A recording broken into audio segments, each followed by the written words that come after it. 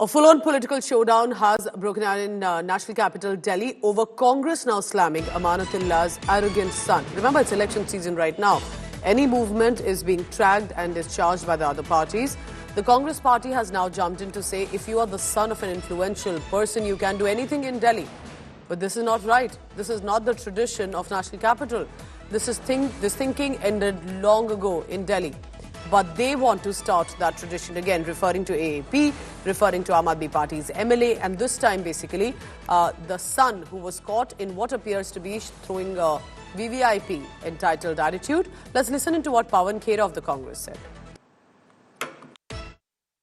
हैरान करने वाली बात है कि देश की राजधानी में सिर्फ रसूखदार के आप पुत्र हैं इसलिए आप कुछ भी कर सकते हैं, अपने पास बंदूक गोली रख सकते हैं, बुलेट रख सकते हैं। ये दिल्ली की परंपरा नहीं है। दिल्ली में ये वक्त बहुत पहले, बहुत दशकों पहले खत्म हो चुका था।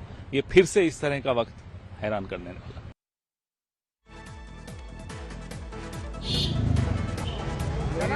So let's listen in to what happened, what was caught on camera, and why is this allegation coming and knocking on the doorstep of Amanatullah Khan. आम आदमी पार्टी का नहीं, मैं चलान हो रही है, किसी की भी है, जिसकी भी है, चलान होगा। अरे आप चुप हो जाओ, मैं बात कर लूं फोन पे 2 सेकंड से। आप बहुत नशा कर रहे हो, पता है। नहीं, पहले आपने आम आदमी पार्टी का झंडा देखते हो। आम आदमी पार्टी का नहीं, मैं जानता भी नहीं, मैं जानता भी नहीं तुम्हें। नहीं, आपने मेरे नाम लेके कहा है, रुक जाओ, कैसी बातें कर रहे हो। तुमने कहा सीधा मैं विधायक का बेटा हूँ, तुमने कहा मैं सीधा विधायक का बेटा हूँ। तुम ज्यादा तानाशाही मार रहे हो। विधायक का बेटा नहीं, सीधा तुमने ये कहा मैं विधायक का बेटा हूँ।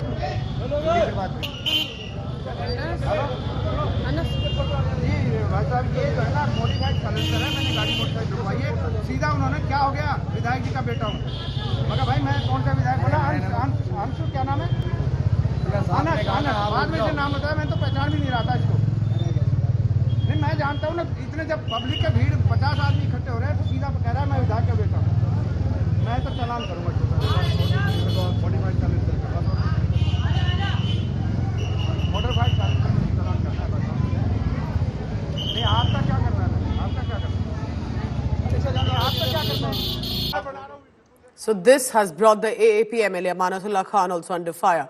His son was caught on camera, appears to be driving rash when he was stopped by a police personnel on duty, starts to misbehave with him and even said, according to the cops, that I am the MLA's son. Visuals on your screen clearly show what exactly was happening. His name is Anas. He was arguing with the cops. They tried to challan him with a ticket for rash driving, and then he said that they can seize his bike if they want, but he's not going to get a challan made. For further in this argument, cops even asked to show his driving license, but he denied it, calling someone allegedly looks like that he was calling his father, and said the cops should speak to him. The cops are saying that who are you, we don't know you, but given your behavior, we are going to ensure that the ticket is given to you.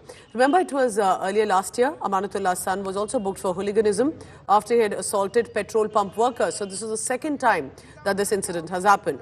Elections are around the corner, and this has brought the AAP under fire as well. And is this a case of VVIP entitlement of a son saying, how can you challan me, I'm the Vidhayak ka beta? इन लोगों ने समझ लिया है कि दिल्ली इनके बाप की है और इस प्रकार से गुंडागर्दी, और वो भी इलेक्शन टाइम में जब पुलिस भी अलर्ट है, सारी चीज़ें, इलेक्शन कमीशन भी अलर्ट है, तो ऐसे में यह गुंडागर्दी का आलम है। अपने बाप का नाम लेकर वो दिल्ली पुलिस से चले गए छूटकर। ये बढ़िया किया कि पुलिस ने उनकी गाड़ी को जब्त किया। रश ड्राइविंग जो है किसी अपने उनके लिए भी और दूसरों के लिए भी घातक सिद्ध हो सकती है। किसी व्यक्ति की रोड पर वो जान ले सकते हैं, तो उनके खिलाफ मुकदमा तो दर्ज होना ही चाहिए।